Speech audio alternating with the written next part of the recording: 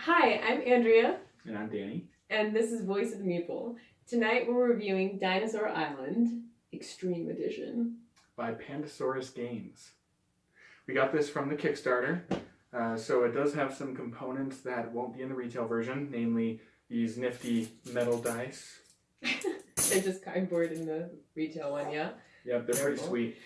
There are a bunch of different ones in the Kickstarter version, but the cardboard will just be Triceratops. Still cool. Still cool. Yeah. And cool. What else? Yeah, we also have the little scientist meeple things. They're just cubes in the game? They're little discs, kind of like these discs. But gotcha. Yeah, they look like little science things here. But other than those differences, they're called Erlenmeyer flasks. Oh, Erlenmeyer flasks, yes. Other than those differences, it'll look like this. Yeah. Pretty awesome. Yeah, so we're going to talk about, first of all, we'll talk about what is Dinosaur Island? What is it? It's Jurassic Park, the board game. It is. It is. They just couldn't get the rights to it. But it is Jurassic Park. Think of Jurassic Park, the movie, picture it as a board game. You've got it right here. Yeah. They did a great job with it. They really did. And yeah, it's just a great game. So the basics are, it's a worker placement game. It's played out in 4 phases. During the first phase, you use your little Erlenmeyer flask scientists to go out onto this board. There you're going to get DNA with them. They do sciencey things. Get DNA, get recipes for dinosaurs, increase your DNA cold storage. Then you go to phase 2, which is buying stuff for your park. Yeah. And phase 3, you're using your little workers, which look like little Dr. Grants. They've even got little hats on. They do. Pretty freaking sweet. You use them on your own little board to place them and do different actions there. And then phase 4 is on your park board, where your the visitors come and get eaten by dinosaurs. No, that's only if you make mistakes. Hopefully not, but they do sometimes. So yeah, it's played in 4 phases, worker placement game, where overall you're just trying to build the best dinosaur park. Yeah. Where hopefully people don't get eaten or stampeded. Ooh, trampled. Stampeded? Yeah. Stampeding. Alright, now we're going to transition into some of the things we love about the game. There's a lot to love about this game, too. Yeah. So, first thing for me is just the theme. I am a huge dinosaur fan, love Jurassic Park, and the theme just jumps out at you. It is awesome in so many different ways in the game. For example, these dice that you use to get DNA, they have little pieces of DNA on them. They also look just like little cubes of amber, fresh out of the mountain.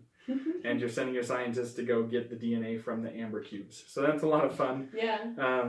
You have in this bag all the visitors that can come to your park, and you draw them out randomly. Some of them are called hooligans, the off-color ones. And the hooligans are going to sneak into your park. They're not going to pay, and they're going to push their way to the front.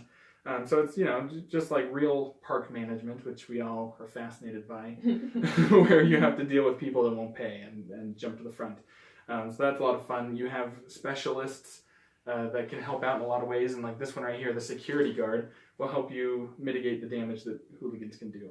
So lots of theme that just jumps out at you in lots of fun ways throughout the whole game. Definitely. I like, as you're building your own theme park with different dinosaurs, you can also build attractions that guests can visit, so roller coasters and restaurants, and I like that they've made them entertaining to look at. They have fun designs and fun names. Like this is a restaurant called the Clever Grill, and this one's called Dinosaur Fryland, or like Gene Splice Dogs.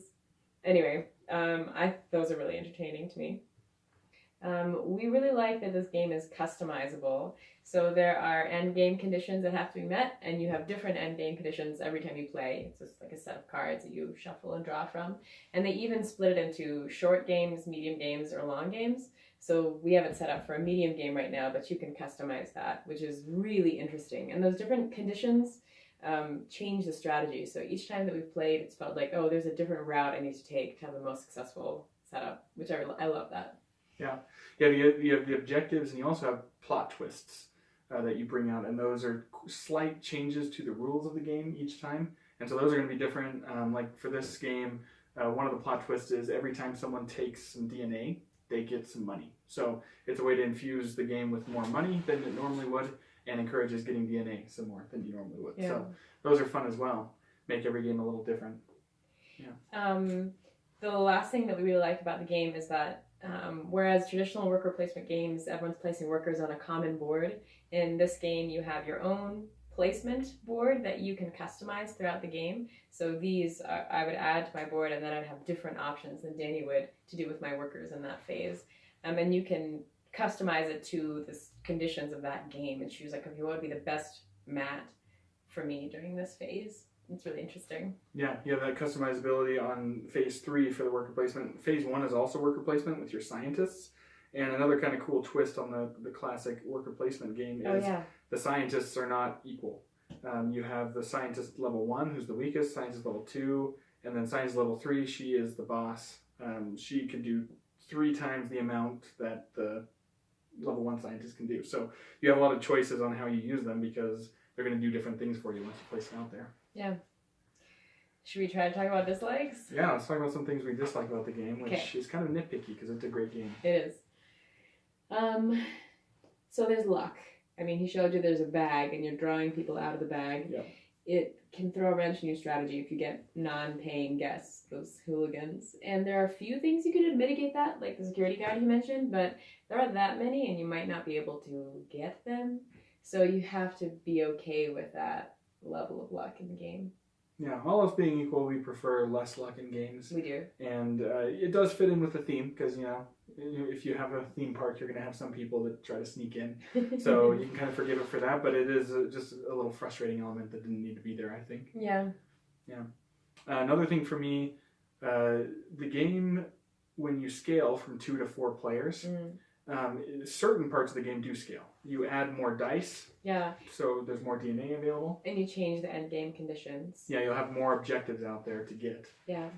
But the things that don't scale are the number of attractions, lab upgrades, specialist things that you buy during phase 2. Types of DNA or dinosaurs you can get. Yeah, the dino recipes, you're always just going to have 3 available to get each round. When you're playing with 4 people, that's kind of frustrating because if you're going last, all 3 people could grab those before you. And so it is just a little frustrating. It feels a little tight with 4 players, which some people might like, but it's that's an element we dislike. It adds to the frustration of going last in this game. That's true. Which there's also a little bit of an issue with that as well. In this game, the person who's in last place point-wise will go first on the next round. Right. So there's actually kind of an element of trying to have a bad park to start out with. Sabotage yourself so you go last and get top choice for the next round. Yeah. One strategy you can have is let your guests get eaten early on so that you'll go first. Oh, goodness. It's a viable strategy, and that's a little silly. It doesn't really fit in with the theme. That's true. So that's the part of the game that I dislike. But again, that's with 4 players where we've mostly noticed that. Yeah, with 2 players, it's not as big of an issue to go first or second. Yeah.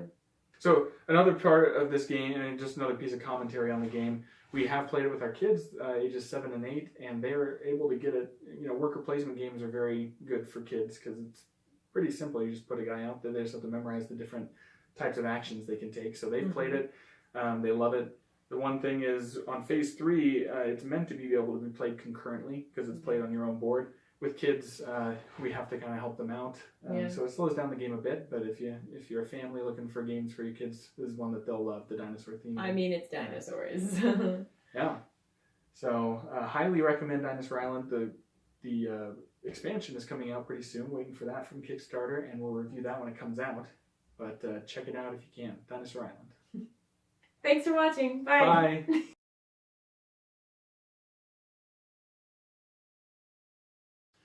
Hi, everybody. What? Hey. What am I supposed to say? I'm supposed to say hello to you. No, yeah, sure. Hi, everybody. Nope. Try again. All right, here we go. Okay. Okay, ready? Yeah. Yeah. The dice, the DNA dice, where you get dice, DNA dice, DNA. The DNA dice. Okay. Okay. Hey, everybody. She's laughing. Like one person's gonna watch this. Hey, everybody. Hey, everybody, my 2 followers. Yes. Okay. I'm talking to you, Oh, God. Steve and Angie. I know where you live. Hey, everybody. Why does that make you laugh? We're gonna be. Okay, let's try again. Let's try. Wait, we got it. We got it this time, okay? All right. The voice of the Mabel.